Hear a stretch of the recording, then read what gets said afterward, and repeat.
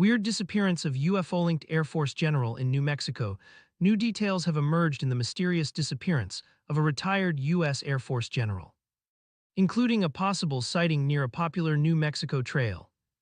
William Neal McCaslin, 68, was last seen around 11 a.m. local time on Friday, February 27, 2026, near Quail Run Court in northeast Albuquerque, according to the Bernalillo County Sheriff's Office. Family says McCaslin left home without his watch or phone, which was unusual for the avid hiker and cyclist. He rode 60 miles on his bike 10 days before vanishing, so he was in a great shape physically. Maybe he forgot the phone or left it behind on purpose so he wouldn't be tracked. McCaslin has several degrees in astronautical engineering. His documented work focused on advanced aerospace research, which has fueled speculation about experimental propulsion and unidentified phenomena in defense circles. The Daily Mail article goes on to say, McCaslin, a veteran at Kirkland Air Force Base in Albuquerque, New Mexico, previously led both the Phillips Research Site and the Air Force Research Laboratory at Wright-Patterson in Ohio. That is where he managed the Air Force's $2.2 billion science and technology program, along with additional customer-funded research. McCaslin recently worked for a defense technology company in Albuquerque as a director of technology. McCaslin is quite famous, and his name became associated with UFO topics after the 2016 WikiLeaks release of emails from John Podesta, Hillary Clinton's campaign chairman. In the emails, musician Tom DeLonge, founder of Blink, and the UFO Focus to the Stars Academy (TTSA) referenced McCaslin multiple times, claiming he had advised him on disclosure matters and helped assemble an advisory team. DeLonge also suggested on a podcast that he was being advised by McCaslin and several named and unnamed insiders to carry out a slow disclosure of UAP information to the American public from U.S. government or contractor sources. These claims come from DeLonge and have not been confirmed by McCaslin or official records. There is no public evidence that he participated in UFO crash retrievals, reverse engineering of non-human technology, or classified extraterrestrial programs. He was linked to secret UFO programs and had direct energy weapons knowledge. This means he knew plenty of important information that the enemies would want. Who benefits from getting this guy? Was he talking about classified information to others? Did he know too much? This man went missing in broad daylight, so was he kidnapped or was it an alien abduction? Are they going to come out and say he was abducted by aliens? Maybe it's going to play into this whole alien agenda that we're seeing unfolding today. Supposedly, the FBI has joined the search effort, which they normally don't do in missing persons cases, unless it is linked to foreign enemies. Also, there was no description of clothing he was wearing when he went missing, and the news media showed mostly an older photo of him instead of a recent photo, both of which could be helpful information during missing persons search efforts. It is like they don't care if he is found or not. Anyone with information on him is urged to call the Missing Persons Unit at 500-5460-870. Once again, he has a big connection when it comes to UFOs. Some UFO enthusiasts have linked those facilities, where he worked at in the past, to secret studies of advanced aerospace technology and unexplained phenomena. Though officials maintain they focus on national security and experimental defense projects. What is also interesting is that it is widely believed that Trump will give his alien disclosure speech around July 8th, the anniversary of the Roswell incident. And a part of his speech will also focus on what happened at Roswell. Wright-Patterson has long been linked in UFO lore to the alleged study of materials and alien beings from the 1947 Roswell incident.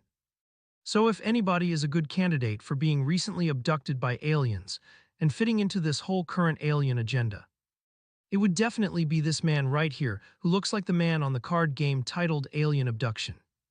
The Alien Disclosure and the Illuminati card game, the game of conspiracy. Because it seems like these so-called powers that be are telling us what they're doing ahead of time through these cards, really no different than any other form of media. Now this card called Alien Abduction because, for one, the quote-unquote aliens on the card do not look like your traditional grays that are normally presented in media, they look more reptile-like. And two, the card's description says play this card on any personality at any time until the end of the current turn. The personality has no alignments at all. Don't be surprised if somebody who is either in the military, the government, or a celebrity who really has no political ties with the left or the right. They're going to come out and say that they were abducted by aliens. And it's going to play into this whole alien agenda that we're seeing today.